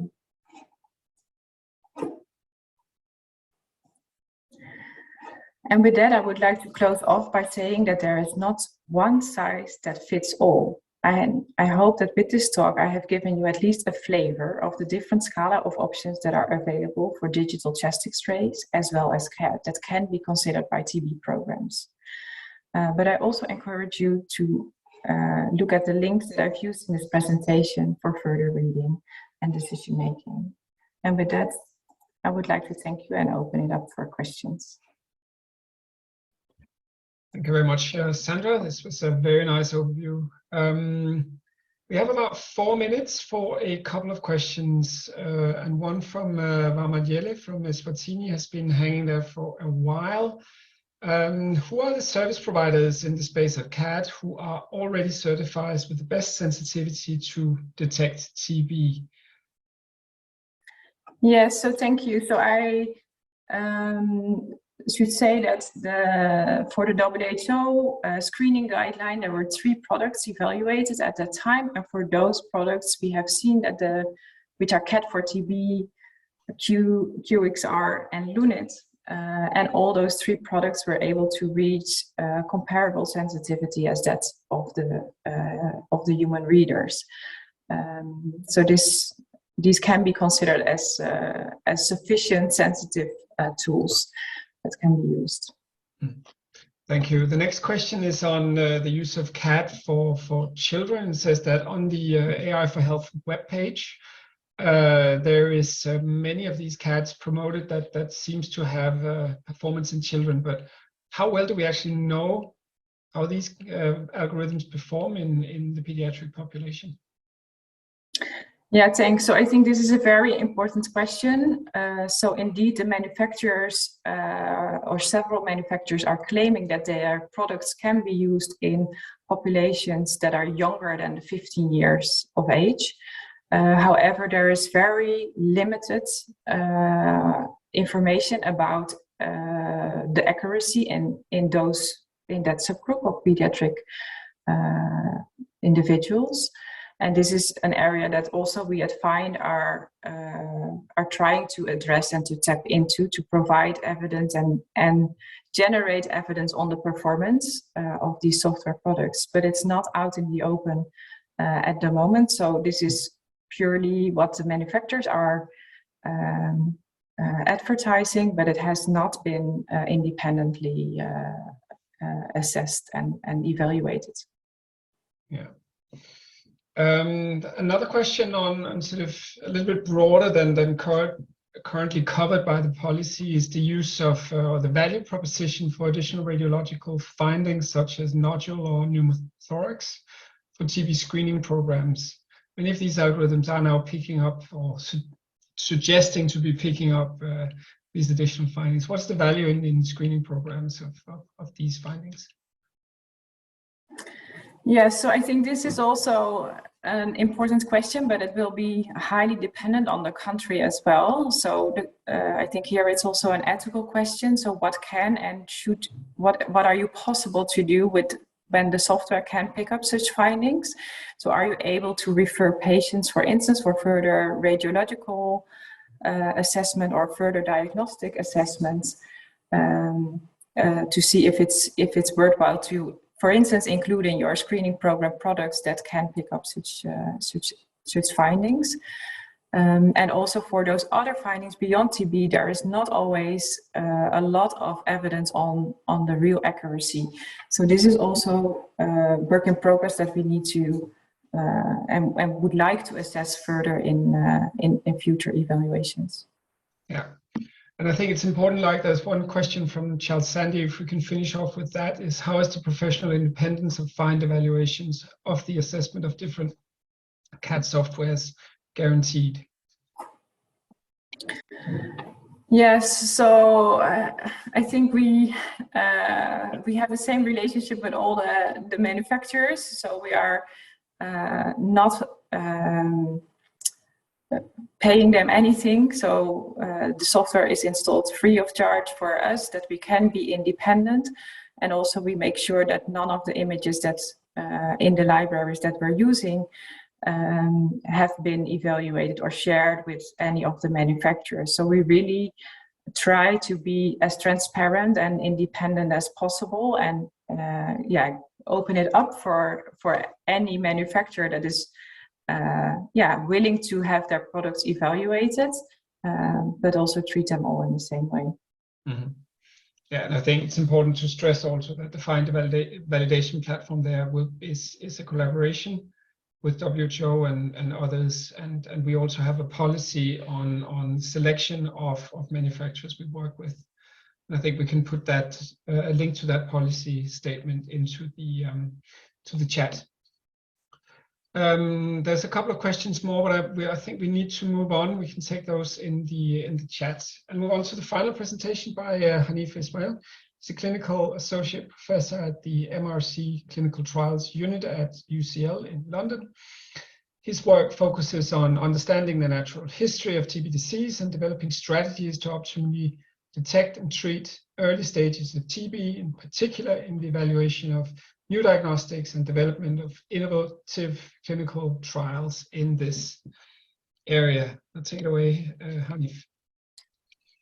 Thanks, Morten, and thanks everyone for staying on to the last talk of the session. And what I'm going to talk about is operational research questions and opportunities, but specifically in relation to chest X-ray based screening for TB. So as we've heard through this symposium from Ryan initially, that there's a significant burden of undiagnosed TB in the community is subclinical. We've heard that repeated rounds of screening can result in reductions in disease prevalence. The WHO have updated their guidelines recently, incorporating new technologies, digital chest X-ray and CAD in terms of their use in screening. Liana showed us that in the survey that most countries plan to increase the amount of screening they're doing, and certainly incorporate more chest X-ray based screening going forward. But the issue, of course, is that a lot of this technology, the vans, the CAD systems, etc., are expensive. And I would therefore argue that research is critical to ensure that we maximize the impact of these technologies. So the WHO guidelines does have a very nice section on research gaps, which I urge people to read. And some of the things that it highlights is that we should be conducting well-designed studies and trials that both determine the individual level effects, but also the population level effects of screening. We should be doing cost effectiveness studies, particularly over the longer term horizon, to understand what the impact of these screening approaches have on transmission, that we should be looking to determine what the indirect effects of screening are through quantitative and qualitative studies, and also undertaking diagnostic accuracy, effectiveness, and acceptability studies of the new technologies such as CAD, CRP, and molecular tests. But then it also defines that operational research should be undertaken, and that's the bit that I will focus on in this talk. But what this relates to is improving the accuracy and performance, or evaluating the accuracy and performance of screening algorithms, addressing operational challenges, and improving the acceptability of screening and minimizing the harm. So what is this, the screening pathway that we're talking about? Well, all screening starts with identifying the target population that you're going to conduct it in. A triage in this case, chest x-ray to identify groups of individuals that are most likely to have disease, then sampling of those individuals and sending of that sample for confirmatory testing, and confirmation of TB should then result in treatment. So what I'm going to focus on along this, this kind of continuum is thinking about how we can improve the bacteriological confirmation of TB, thinking about how we can improve the treatment outcomes of TB, and thinking about how we manage individuals that have X-ray changes suggestive of TB, but have negative confirmatory tests. So starting with improving bacteriological confirmation, I think essentially what the X-ray does, or any triage, whether that's symptoms or chest X-ray, is doing is identifying those that are most likely to have TB disease. But then you need the confirmatory test, in this case largely sputum-based testing that is sent for molecular tests such as EXPERT, to identify the individuals that actually have disease. And I just want to highlight a nice recent study that was conducted in Pakistan, which provides some insights into the challenges, so published in Thorax recently, where they reported on community screening of over 300,000 people in Karachi.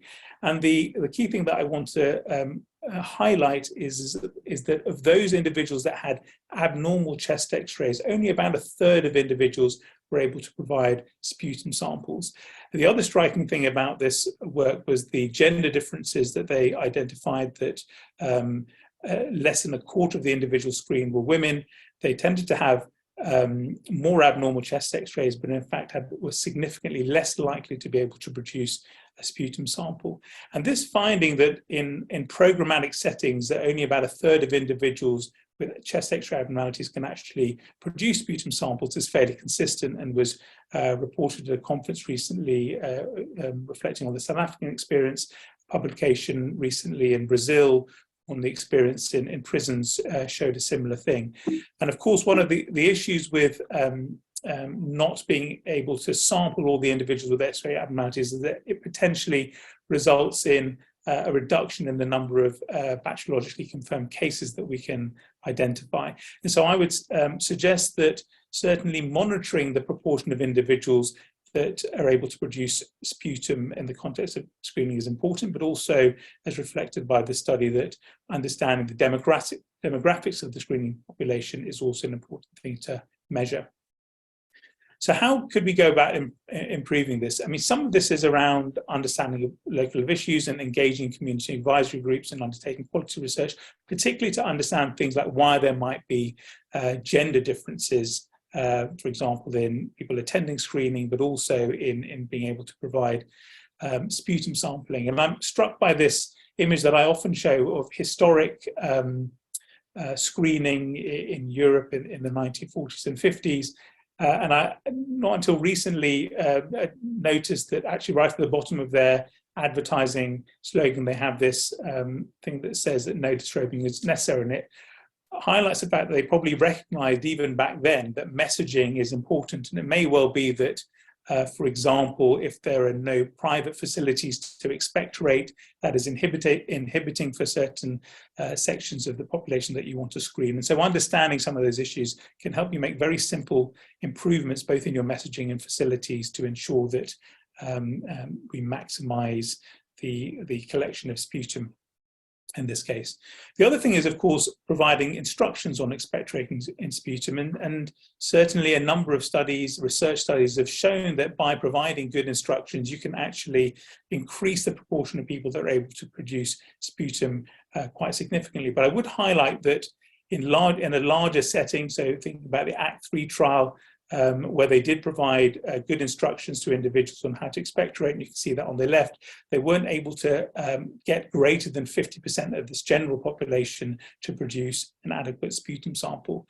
And so it does highlight that perhaps alternative approaches might be needed in those that can't produce sputum. And one thing to reflect on would be the use of induction of sputum. Of course, the key challenge here is that it requires equipment, it requires training.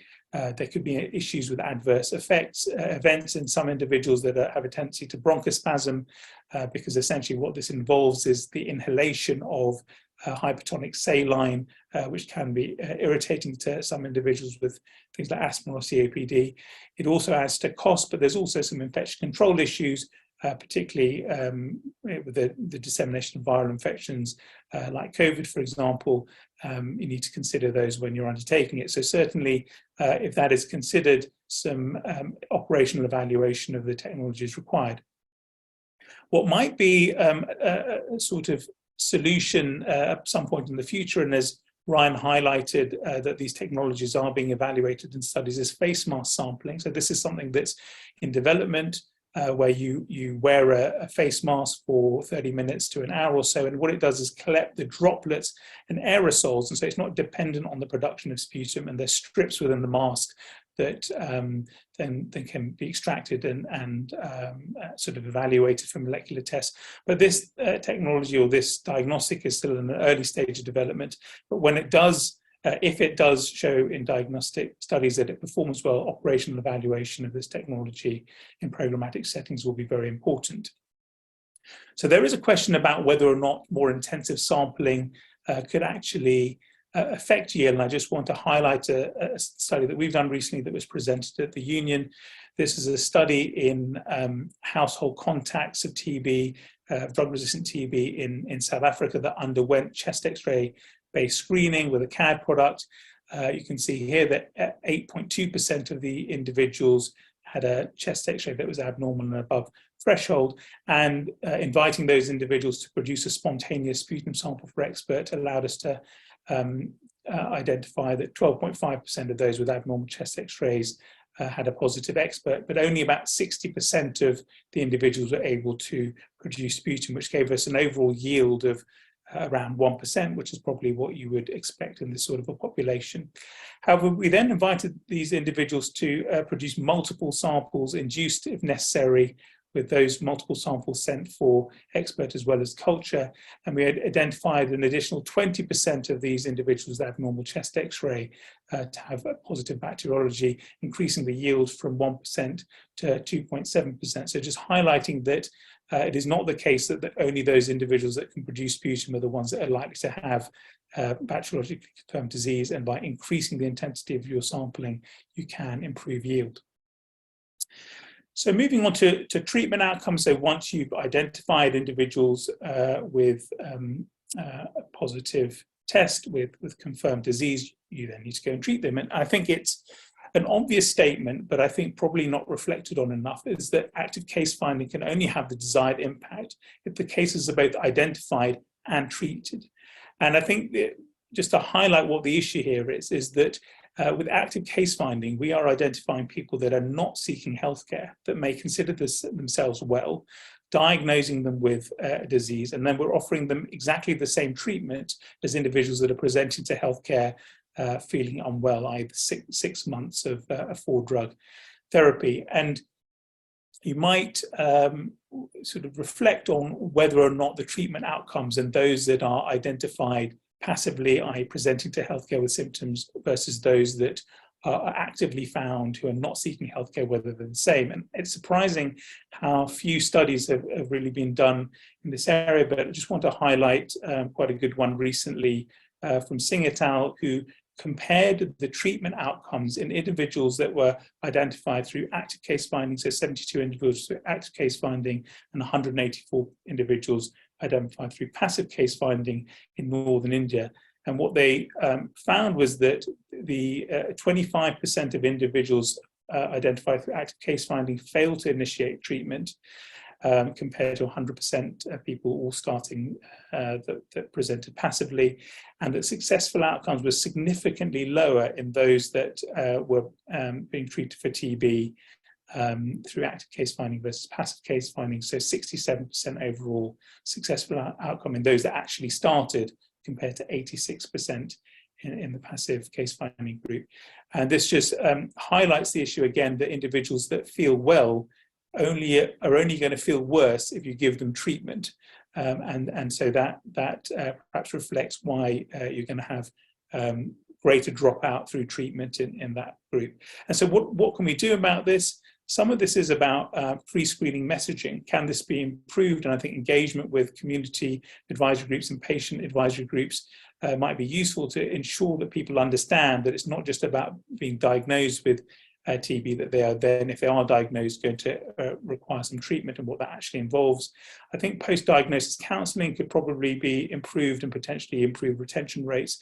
And if we are identifying that individuals that start treatment are more likely to have worse outcomes if they're identified through active case finding, then I think treatment support during treatment is going to be something that's important. But ultimately, I think we need to reflect on whether the same treatment is really required for people that are sick compared to those that are identified that are well with disease, because in fact the other findings of some studies is that those with the extent of disease in those with actively found TB is less extensive than those with disease when they're unwell, which I guess is intuitive, but perhaps clinical trials are required to determine if a sort of less intense treatment can be used. So moving on to the management of individuals with chest x-rays that are found to be abnormal, but then their confirmatory test is either negative or they can't produce the sputum. And given that around 5 to 10% of individuals are going to have X-ray abnormalities suggestive of TB, and probably only about 10% of those are actually going to have confirmed disease, overall, when you're screening, you'll find that just over 5% of individuals are going to have X-ray changes suggestive of TB, but have a negative expert. And what do you do about them? I think the guidelines here are relatively unclear. There are a number of things which are sort of suggested in these guidelines, and I think I could probably identify guidelines that recommend all of these things: further investigation, close follow-up, preventative treatment. Some will suggest full empirical treatment, and others just to return if you feel unwell. And I think in busy programmatic settings, probably this relying on clinical judgment, the most likely things that are going to occur is empirical treatment or just asking people to return if they're unwell. And I think, as Ryan has outlined, the key question here is what is the likelihood of disease progression? And I don't want to kind of go over this. He presented the same slide, essentially, just highlighting that in a prevalence survey done in Cambodia, if you ask people with X-ray changes to come back in 2 years' time and rescreen them, we found that over 17% of individuals, when they rescreened, had disease. And that a team of us have conducted a systematic review of a number of these studies, looking at the progression from bacteriologically negative to bacteriologically positive disease in those with X-ray changes, finding that about 10% per year have disease. And so I think that's something that people will have to factor in when they're thinking about how to manage this group. But just to bring this back to the study that I highlighted, the study that was conducted in household contacts of TB in South Africa. We followed these individuals up for an additional 5 years and were able to identify that a further 12.5% of individuals that had abnormal X-rays at baseline subsequently progressed to disease, showing that in those individuals that had an abnormal X-ray at baseline, that had an expert, a spontaneous expert that was negative to begin with, that 37% of those individuals subsequently were diagnosed with TB over a 5-year period.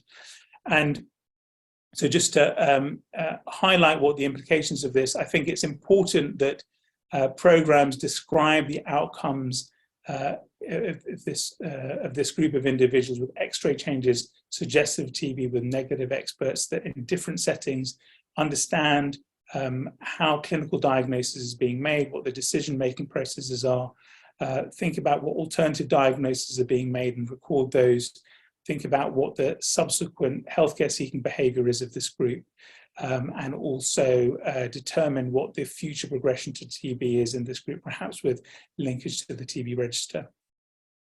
I think it's important that we, as people will know, that in screening settings, quite a high proportion of people are being clinically diagnosed. And I showed in previous slides that even of those that are bacteriologically confirmed, the treatment outcomes can be worse than those diagnosed passively, but they might be even worse in individuals that don't have bacteriological confirmation because you don't have that information to provide to patients. So I think we need to know what the treatment outcomes are in those groups.